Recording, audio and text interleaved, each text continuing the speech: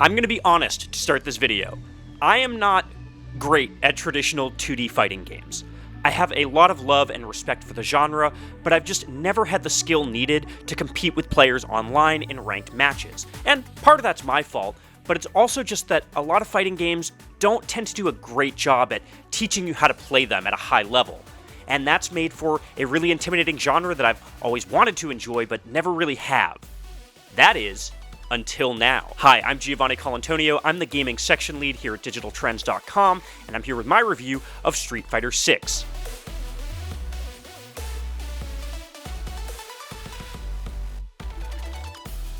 Now, this is the 6th mainline installment of the classic fighting game series about beating up a car, and there's a lot to talk about in this one. This package includes content like a basic one-on-one mode, team battles, arcade mode, an online hub where you can actually play the entirety of Street Fighter 2 within it, and a really ambitious single-player campaign called World Tour, which I'm going to talk about a lot in this review for a specific reason. But before we get to any of that, let's just talk about the basics of combat in this. Now, the core fighting here stays pretty true to Street Fighter, and if you haven't been a fan of that formula in the past, you might not like it here, but honestly stay tuned because I think there's a good chance that you actually will. So you'll be performing button combos to perform special attacks, you'll be pressing back on your control stick to block, and you'll be taking great care to position yourself well because that, my friends, is the real key to winning. The big change I love this time, though, is its new drive system. Underneath your health bar, you'll see a new energy gauge, and that energy can be spent in a variety of different ways during battles. The main way that you'll spend it is on drive impacts.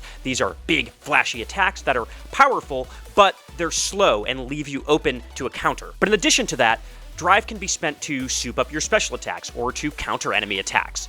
And I love that aspect of this game because it makes Street Fighter 6 matches feel like professional wrestling matches. There's this major emphasis on big flashy spots and reversals, and that makes matches a lot more fun to watch. They're just incredibly dramatic. And I can really read what's happening in a battle. It's really easy to see the momentum shifts play out in real time, and that makes this a fun spectator sport. I think this is really going to be a successful esports game, one that we'll probably be seeing on the stage of EVO for many, many, many years to come. And what really helps with that is the fact that it's just so nice to look at. This is an incredibly stylish game with expressive character animations and bright pops of color that make it look like street art. It also runs really smoothly too, and that's important for a precise fighting game. I tested this on PS5, and I found that the frame rate was pretty stable in performance mode, though we all know what happens when millions of people get online on the servers at the same time, so we'll see what happens there. I also want to shout out the fantastic character roster in this game. Of course, classic characters like Ryu and Chun-Li return in this game,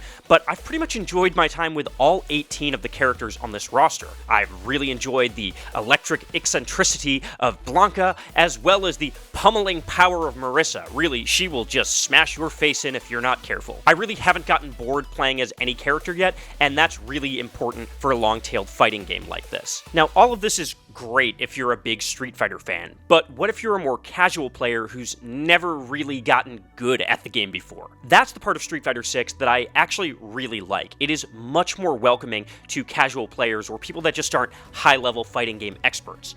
And that starts with the controls. Now, if you want, you can play with classic controls. That's the traditional Street Fighter control scheme where you'll have to input all your button combos yourself. But there's also a modern control scheme here, which is a fantastic innovation. This is a much easier control scheme that feels a lot better built for modern controllers.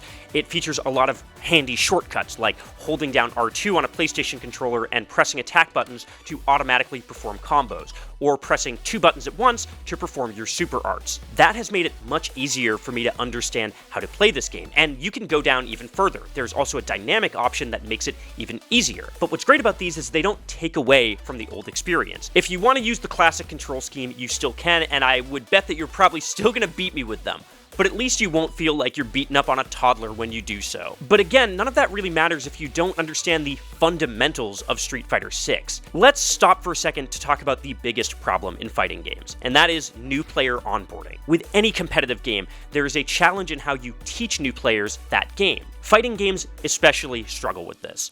A lot of them feature tutorials that throw a ton of things at you in a couple of minutes and expect you to remember and retain all of them, while others don't really contain a lot of great single-player content that lets you test your skills in a low-stakes setting. Now, Street Fighter VI has a classic arcade mode, but it also includes World Tour, and that mode solves a lot of problems that I have with the fighting game genre. World Tour is the core single-player campaign of this game, and it is a full-on action RPG where you explore a 3D version of Metro City and fight enemies in 2D in the streets. It's literally Street Fighter. It's basically a riff on Yakuza, complete with RPG stats, gear, skill trees, and tons of subquests for you to complete. And it's not a small side mode either. This isn't just a 5-hour throwaway thing that you do in between ranked mode. It is a full-length 15-hour plus single-player mode that is actually a lot of fun. Now, I'll set some expectations right off the bat. There are some problems with this mode, and you can tell it's sort of a first draft. Metro City is really small, and you're going to end up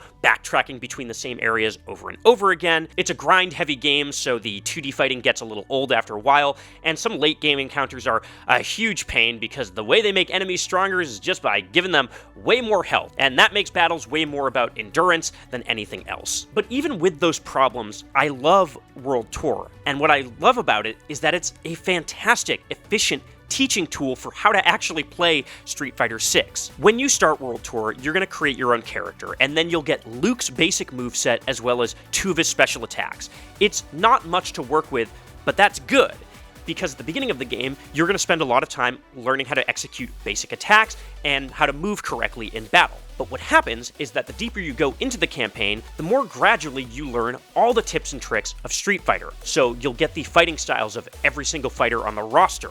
You'll get all of the special attacks in the game. You will get more slots, so you can have more special attacks equipped at once. You will gain aerial attacks, you will get super arts, and you'll do a bunch of subquests that basically act as tutorials for more nuanced techniques in the game. So you'll learn how to do a drive impact or to cancel out an attack via these subquests. And what's so genius about this is how they work as a teaching tool. That's because every time you learn something new, you get some time to go out in the world and actually practice with it in a really practical way. So when I learn Chun-Li's style, I then get to spend a good 20 minutes learning how she works before maybe I'll go and find a subquest that teaches me all about how to perform super arts. And then for the next 10 minutes, maybe I'll work that into my battle, and I'll commit these things to memory much easier than I would in a tutorial that throws all of these things at me at once. And look, this teaching tool genuinely works. Before I played World Tour, I jumped into arcade mode, and I was struggling to beat even the easiest of computer players. When I got about 15 hours into World Tour mode, I went back to arcade mode, and I was getting perfect KOs against those same CPUs. I genuinely was able to play this game in a way that I just wouldn't have figured out if I was relying on my own skill and YouTube videos. And I think that's the greatest innovation that you'll find in Street Fighter VI.